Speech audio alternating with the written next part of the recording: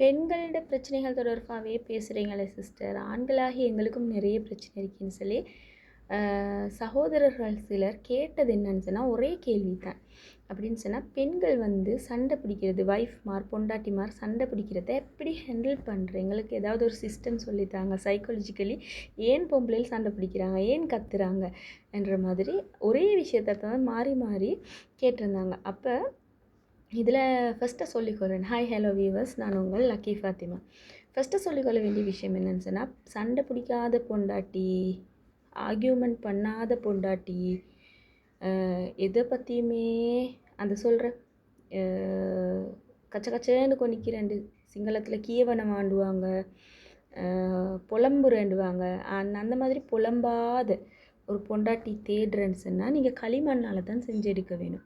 உண்மையாக ஒரு மனைவின்னு இருந்தால் அவள் புலம்பத்தான் செய்வாள், அவள் கச்ச கச்சன்ட்டு பேசத்தான் செய்வாள், அவள் வந்து சண்டை பிடிக்க தான் செய்வாள்.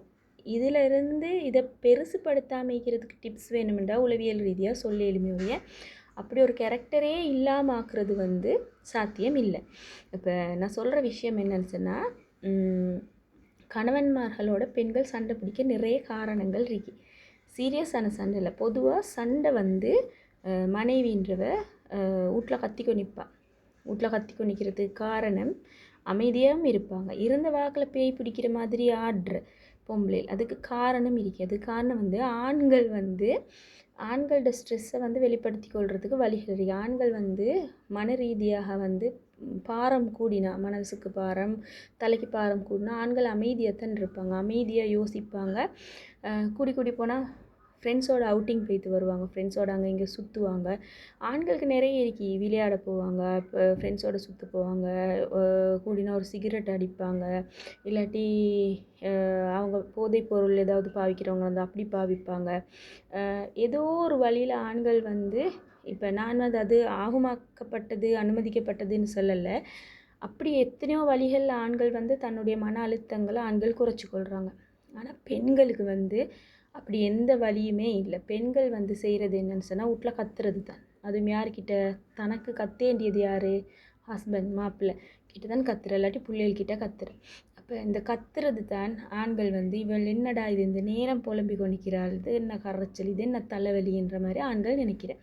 அப்போ நீங்கள் ஒரு சிறந்த ஹஸ்பண்ட் ஆகிறதுக்கு நான் ஒரு டிப்ஸ் சொல்லித்தரேன், கேட்டுக்கோங்க சகோதரர்களே.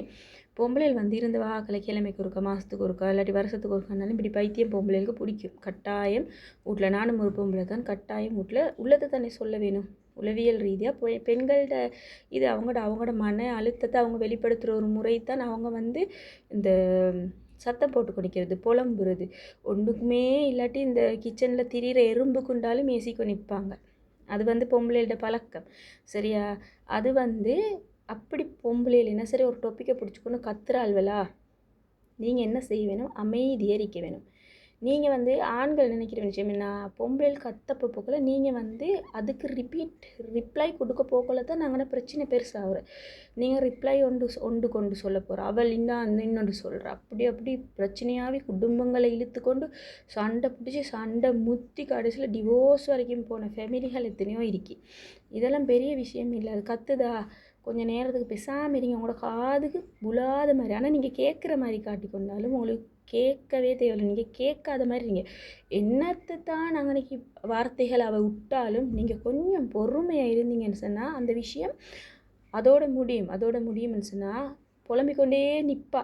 பொம்பளோட குணம் உளவியல் ரீதி அப்படின்னா அப்படியே புலம்பிக்கொண்டுட்டு அந்த பொம்பளையே அதை நிப்பாட்டிட்டு அவள் உணர்வா, அடே நான் சும்மா தான் இந்த பேயாட்டமுண்டு ஆடினேன் என்று சொல்லி அவள் பேசினதை உணர்கிற தருணத்தில், அதாவது அந்த உளவியல் ரீதியாக அந்த மன அழுத்தத்தில் கத்த தொடங்க போக்கல அவளுக்கு என்ன பேசுகிறன்ற கண்ட்ரோல் அவளை மீறித்தான் அவள் கதப்பாள்.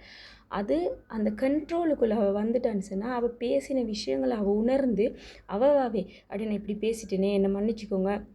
நீங்கள் கண்டிருப்பீங்க, உங்களோட வந்து மனைவிமார்கள் சண்டை பிடிக்கிற நேரம் தேவையில்லாத வார்த்தைகள் விட்டுட்டு பிறகு அவங்களே வந்து நீங்கள் வந்து ஒழுங்கான ஒரு கணவராக இருந்தால் அவங்களே வந்து உங்கள்கிட்ட மன்னிப்பு கேட்குற சந்தர்ப்பங்கள் இருக்கும். சரியா?